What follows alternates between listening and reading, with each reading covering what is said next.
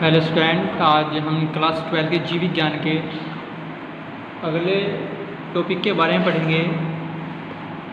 और जो सिलेक्शन का नाम है, जो हम टॉपिक पढ़ रहे हैं, मानव स्वास्थ्य एवं रोग, ह्यूमन हेल्थ एंड डिजीज़ के बारे में पढ़ रहे हैं। इससे पहले हमने पढ़ा हेल्थ की परिभाषा क्या होती है, रोग क्या है, रोग कितने प्रकार के होते हैं।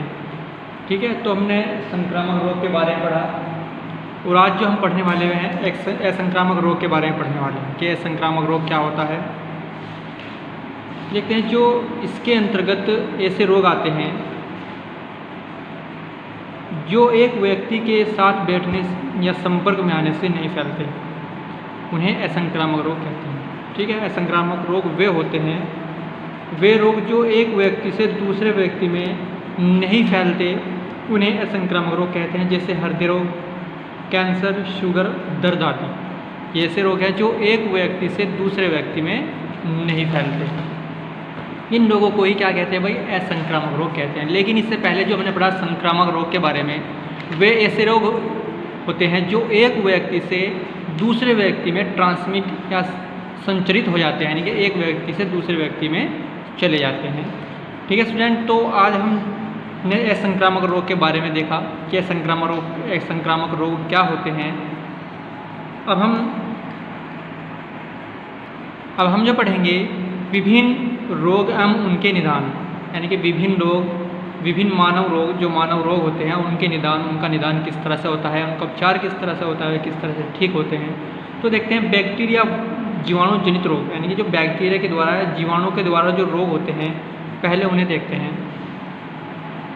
फर्स्ट है, इसमें हमने लिख रखा है कि टाइफाइड या मियादी बुखार या आंत्रज्वर किसे कहते हैं।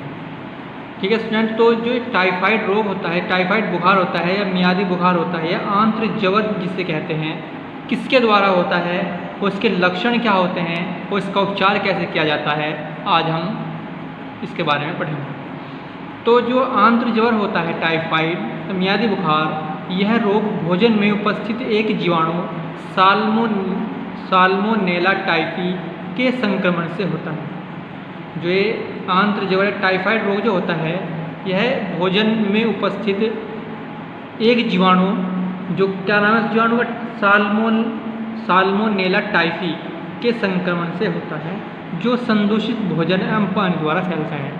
यानी कि जो भोजन संदूषित होता है, खराब होता है, और जो पानी कैसा होता है, गंदा होता है, उसके द्वारा आंत्रज्वर या टाइफाइड या मियादी बुखार होता है। इस रोग के जीवाणु भोजन के साथ या जल या पानी के साथ छोटी आंत में पहुंचकर इसकी दीवार को, जो छोटी आंत होती है, इसकी दीवार को क्षतिग्रस्त कर देते हैं, यानी कि डैमेज कर देते हैं, जिससे आंत में खूनी नासूर, ब्लडी अल्सर बन जाते हैं।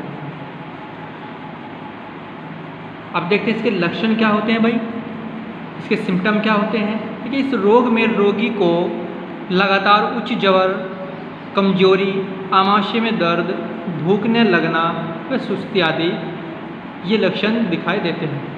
जब टाइफाइड से ग्रसित कोई व्यक्ति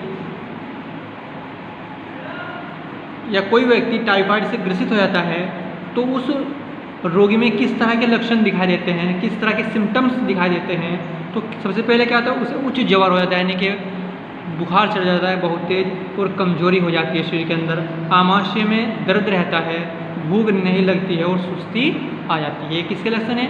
टाइफाइड या आंत्रज्वर के स्टूडेंट ये लक्षण है। इस रोग को मियादी बुखार इसलिए कहते हैं क्योंकि सामान्यतः 21 दिन के बाद ठीक हो जाता है। ठीक है स्टूडेंट, अब देखते हैं इसका उपचार क्या होता है, कैसे इसका उपचार करते हैं।